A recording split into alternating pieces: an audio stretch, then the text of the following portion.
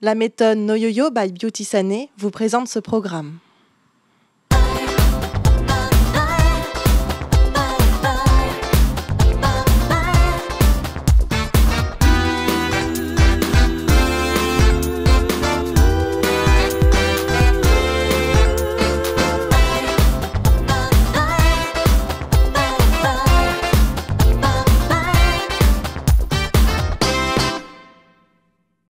Bonjour et bienvenue dans Des régimes et moi, la première émission où nos invités parlent sans complexe de poids, de régime et d'alimentation. Elle a un moral taillé pour la compétition, un physique à faire de la télévision, une voix de radio. Cette femme de médias, connue pour ses coups de gueule et son caractère entier, nous fait le plaisir de nous accompagner cette semaine. C'est Maryse Evanger-Épée. Maryse, bonjour. Quelle introduction. Bonjour Sylvain. Comment allez-vous aujourd'hui? Très bien. Commencez-vous à vous sentir dérégimé? Ah, je me sens parfaitement dérégimée et puis je me sens chez moi ici, tiens. Ben vous êtes chez vous justement et puis on va pouvoir passer encore quelques jours ensemble. Donc comme nous l'avons dit hier, aujourd'hui nous allons parler de plaisir lié à la gastronomie parce que l'alimentation c'est aussi la notion de plaisir. Et on va donc pouvoir un peu découvrir vos petits péchés mignons gastronomiques. Oula, il va falloir plus d'une émission. Eh bien Maryse, vous êtes la fille du guitariste camerounais Charles Evanger-Épée et la petite fille d'Onofre Pujol, un catalan espagnol. Donc vous avez, comme vous dites, dans votre besace le poids de mes multiples racines. Donc justement, est-ce que ces différentes cultures influencent un peu vos choix de restaurant ou vous êtes plutôt au restaurant français ? Oui, non, ça a toujours beaucoup influencé ma façon de me nourrir, à commencer par le fait que dans ces deux cultures, que ce soit du côté de l'Espagne ou du côté de l'Afrique et du Cameroun, on mange bien. Manger, c'est évidemment pour se nourrir, pour être en bonne santé, mais c'est profondément axé sur la convivialité et surtout la famille et des familles qui sont souvent très grandes. Donc oui, j'aime vraiment la nourriture africaine. Bon, elle est très riche, donc il faut pas en abuser. Il faut pouvoir un petit peu l'adapter, on va dire. Et je suis très influencée par, d'une certaine façon, les cuisines du Sud, pour être plus large, parce qu'il y a l'Espagne, il y a aussi l'Italie qui me tente pas mal. Enfin, je pense que vous l'aurez compris, Sylvain, je suis surtout très gourmande, en fait. Alors, on va en parler. Donc, alors, vu que vous êtes souvent dans les studios, sur les plateaux, je suppose que vous mangez souvent au restaurant. Non, moins maintenant, parce que j'ai quand même des emplois du temps qui sont très rapides. Dans une journée, je fais beaucoup de choses et je passe souvent d'un endroit à l'autre.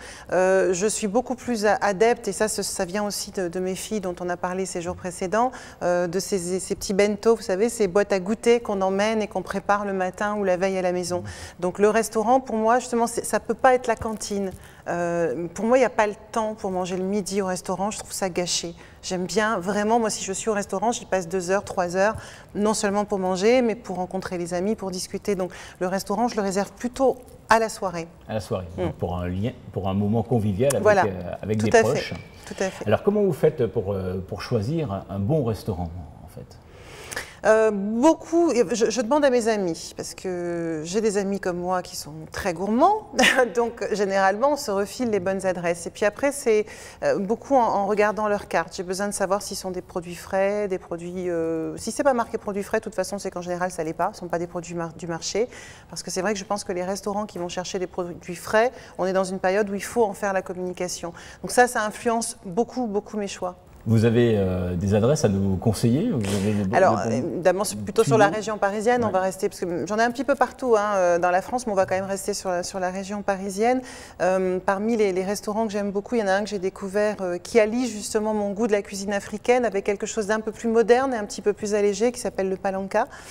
Qui est au centre de Paris et qui fait de la cuisine moderne africaine. Donc c'est de la cuisine nouvelle africaine qui est aménagée, donc des recettes traditionnelles, mais sur lesquelles on va alléger un petit peu en huile de palme, qui est quand même l'ingrédient de base qui vous pose bien sur la chaise. Et puis on va rajouter des légumes ou des fruits, des mangues, des choses un peu frais, mi-cuits, etc. Je trouve que c'est pas mal fait du tout ce qu'ils font. Il y a des choses que vous interdisez dans le choix des plats? Non. Non. Non, honnêtement, non. Complètement. Je m'interdis. Si, il y a une chose que je m'interdis. Par exemple, si je prends mon agneau de 7 heures, j'en ai parlé de mon agneau de 7 heures que j'adore, oui. Je ne vais pas prendre mon agneau de 7 heures et un riz au lait et en entrée un foie gras et avec en plus une bouteille de vin par-dessus, ça ne va pas être possible. Donc j'essaye quand même de m'autoriser un plaisir un peu extra, on va dire, par restaurant. Vous avez déjà eu des déceptions au restaurant? Oui, bien sûr, bien sûr. Il y a des restaurants qui vous font des cartes où la carte vous fait voyager parce qu'il y a un descriptif du plat qui est extraordinaire et puis dans votre assiette, vous avez un hamburger, quoi. Mais la façon dont on vous l'a décrit, c'était un truc extraordinaire.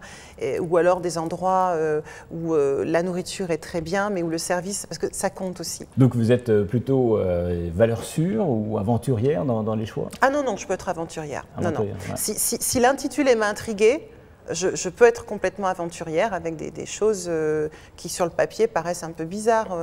On parlait hier du tagine au kiwi, je pense que je vais le tester. Est-ce que vous êtes plutôt brunch le dimanche? Vous arrivez de bruncher tout le temps.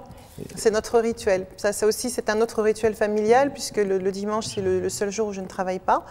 Donc c'est le jour où maman fait la grasse mat, tout le monde le sait, ils se lèvent, ils se débrouillent, ils font leur truc, mais par contre à 10h30, 11h, je vais au marché et à midi, midi et demi, on se fait un énorme brunch où tout le monde participe en général, mais c'est pas un brunch, c'est pas croissant et jus d'orange, c'est toujours des choses cuisinées. Très bien, on va pouvoir, en parlant de brunch, aborder l'idée reçue du jour.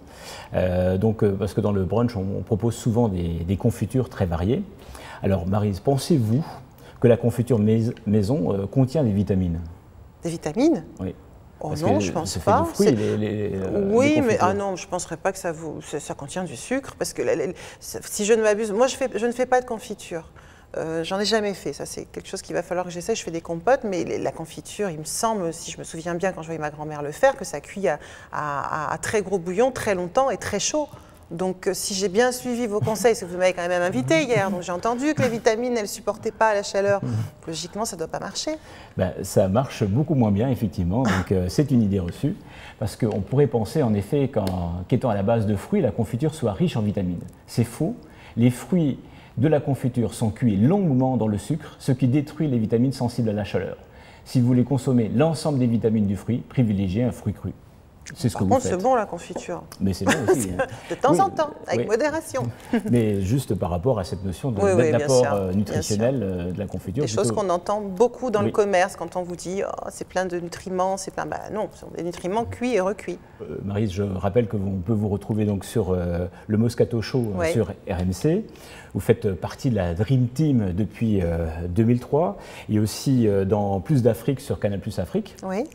Alors comment est né le désir de passer en quelque sorte du sport de haut niveau au journalisme? C'est né comment? Ça n'a pas été de passer de l'un à l'autre. Quand j'étais petite, je voulais être journaliste à la base. Le sport, c'était juste une passion et je rêvais d'être championne olympique, mais ce n'était pas un métier dans ma tête. Ça n'a jamais été un métier. Ça n'a jamais remplacé l'idée que je me faisais d'un métier. Donc je voulais être journaliste et j'ai eu un parcours qui a été concomitant avec l'athlétisme puisque j'ai fait des études de journalisme en même temps que j'étais athlète. Et j'ai commencé à faire des piges d'abord écrites à l'âge de 15 ans et puis ensuite je suis rentrée sur Canal Plus en 96 à la toute fin de ma carrière quand je n'ai pas réussi à me qualifier pour mes 3e Jeux Olympiques. Et ensuite ça s'est enchaîné. Il y a eu également Eurosport et puis RMC maintenant depuis 10 ans déjà. Et comment vous avez fait pour vous imposer un peu dans cet univers qui est plutôt viril au niveau du journalisme? Mais il a fallu que je prenne une grosse voix et puis que je crie aussi fort qu'eux. Vous êtes connu pour votre voix. Hein. Oui, je suis une grande gueule, on dit, mais c'est ma marque de radio et c'était indispensable pour m'imposer face à ces garçons-là. Je pense que si j'avais travaillé sur une émission musicale, j'aurais eu une autre façon de m'imposer.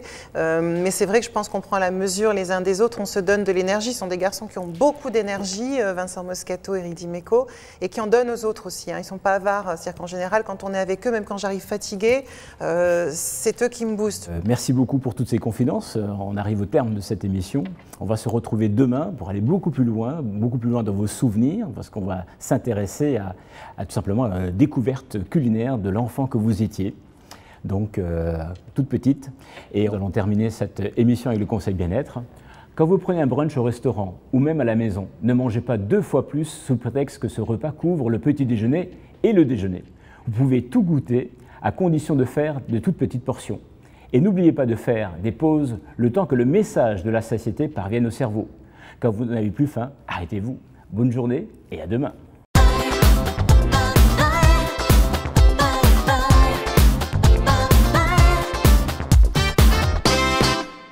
La méthode No Yo-Yo by Beauty Sané vous a présenté ce programme.